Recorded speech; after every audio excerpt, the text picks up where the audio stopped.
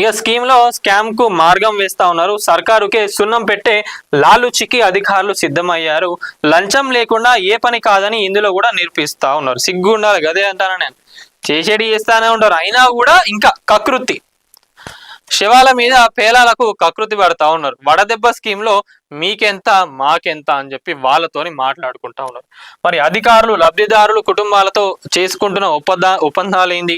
బయటకు పొక్కితే రూపాయి కూడా రాదని చెప్పి బెదిరిస్తా ఉన్నారంట. లబ్ధిదారుల కుటుంబానికి 3 లక్షలు, అధికారులకు 1 లక్ష. మరణించిన వారిని గుర్తించినందుకు వాటాలు. గిట్లున్నది సిగ్గు శరాలు. అందుకే వేల కోట్లు 100ల కోట్లు ఏడికి పోతానే ఉంటే అగో వీళ్ళ ఖాతాలు వీళ్ళ అకౌంట్లకు వీళ్ళ పొట్టలకే పోతా ఉన్నాయి. అందుకే దొరికినప్పుడల్లా ఏ అధికారి దొరికినా కూడా కోట్ల రూపాయలు ఉంటానే వాళ్ళ దగ్గర.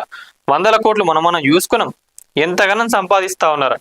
గిట్లా వాళ్ళ పొట్టలు కొట్టి ఇట్లా చనిపోయిన వాళ్ళ దగ్గర కూడా శవాల పైన పేలాలు ఏరుకునేటోళ్ళు గిట్లా తయారైతా ఉన్నారు. అరే మీకు ఏం అనిపించదా అండి?